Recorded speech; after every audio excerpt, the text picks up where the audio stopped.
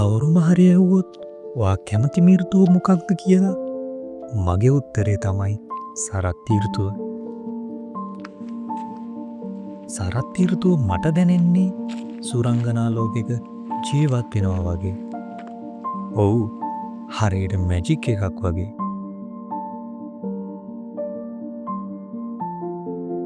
මේ පරිසරයේ විඳින ගමන් සින්දුවක් අහන එකෙන් වෙනමම ලෝකයකට ඇදිලා යනවා.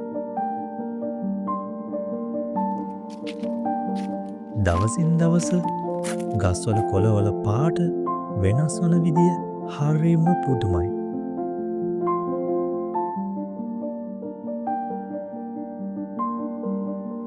ඇත්තටම ස්වභාව ධර්මය කියන්නේ මායාවක්.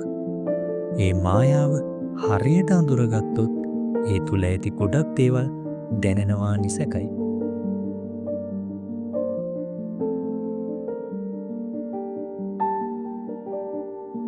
ගස් අතරින් හිරු එළිය වැටෙනකොට ගස්වල කොළ රන්වන් පාටින් බැබලෙනවා.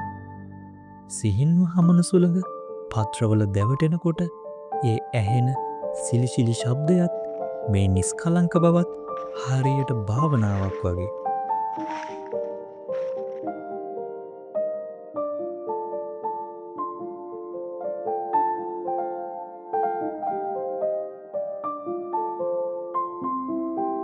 ජීවිතය ආපස්සට හැරිලා බලනකොට ලැබුණු දේවල්, නොලැබුණු දේවල්, මගහැරුණු දේවල් සහ වැරදුණු තැන් තේරුම් අරන් අනාගත සැලසුම් හිතන්න හොඳම අවස්ථාව මේක කියලා මට විශ්වාසයි.